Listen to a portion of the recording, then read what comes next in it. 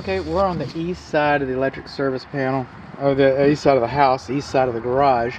This is the meter. It's below grade. This is the grounding rod. Looks like it's properly. Looks like it's properly buried. Okay.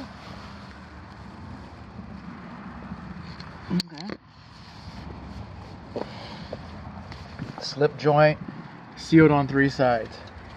This is the main disconnect. Main service disconnect. On, off, you get the drill. And L1 and L2 is protected. That's a good thing. Main neutral is wrapped with white tape. That's a good thing. It's almost a good thing. It was almost sealed on 3 sides. We got holes here, a little bit of a hole there, a little bit of a crack up here. Something's happening because we're getting water inside of here. Alright? We don't want water inside of here. All this is going to corrode. All this is going to corrode. Why do we have water in here? Because the lawn sprinkler system is beating it. I can see water drops right there. Water drops coming on those wires. Look at that. Can you see that? Water drops.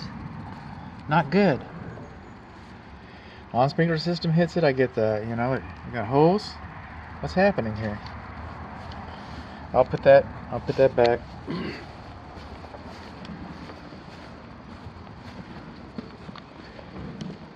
And here we have a Ufer rod. It's a main bonding for the home. That's the way we do it with PEX water supply lines. And, you know, I guess it's controversial to some. I've never seen a problem with it personally. I wouldn't have an issue with it personally. So sometimes when I mention controversial things, I like to say what it means to me. I don't have a controversy with it. So we've got grounding rod,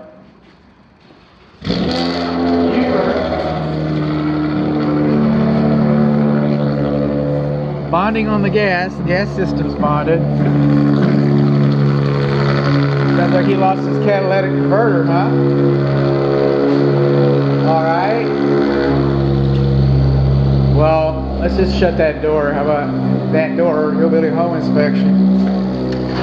We can't calm some of this down.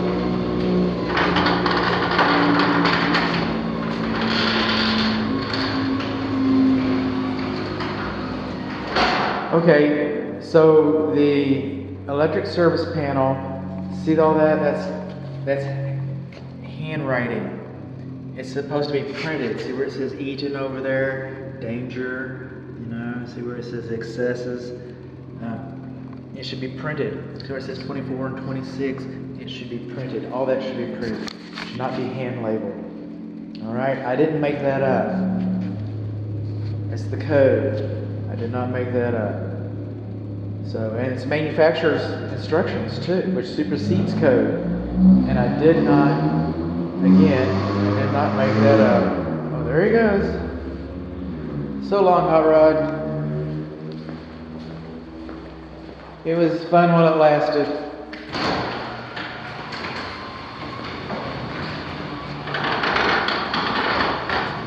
So we're coming on in here, inside the panel.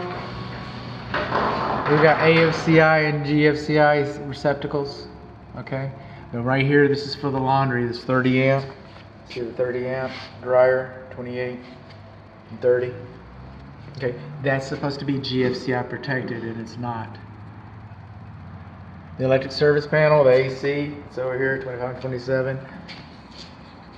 That does not have to be Gfci protected. Some people think it does. But they changed that because there were some problems. They didn't change the dryer. The dryer is supposed to be Gfci protected. So what did we learn? We learned that our clothes dryer is not Gfci protected. We learned that we got more than 1/8 of an inch gap. Okay. We learned that the cabinet was screwed into place. See, screws are faster, screws are tighter. Stick a screw in there, Philip. We're going to the drugstore. Beer store, excuse me. Oh, Doug, you're the fastest guy in the shop. I know. I'm getting a raise next week. No, screws are faster and tighter. I get that, but nails have more shear strength. If this structure was to experience a tornado, for example, and your garage got blown up, you've already got a bad day. I get that. You don't need a spring on that door. I get that. Already got a bad day. Bad day, bad day. I get it. But if something like that were to happen, I'm not saying that it's going to happen, but something like that were to happen and it was nailed in, it'd have a better chance of staying inside the building members. It wouldn't pop out so that the first responders have to step over it to get to you, to help you do some good. All right? So, it might be laying on the ground, but it'd be laying on the ground, with, hopefully it'd still be attached to something. Again, I know that's a far-fetched scenario. It's, nothing that anybody wants to happen. You've already got a bad day. I get that. But, the instructions, I'm sorry, but the instructions say it's supposed to be nailed in. That's all I know. It's supposed to be nailed in. So what did we learn? We learned that I'm probably going to get a sales call. That's what we learned. Well, I should have put we're talking so long. How about that? So what do we learn? We learned that the cabinet was screwed in instead of nailed in. We learned that we have more than 1/8 of an inch gap. We learned that we do not have GFCI on our clothes dryer. We learned that our labels were printed. The identifiers, the labeling inside the panel was printed rather than was handwritten rather than printed. There's our energy efficiency certificate.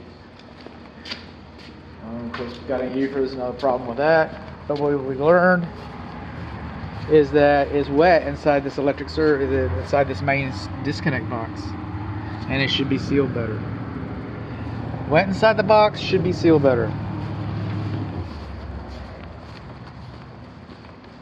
Screwed in instead of nailed in, more than 1/8 of an inch gap. Clothes dryer is not GFCI protected. Labeling was handwritten instead of printed.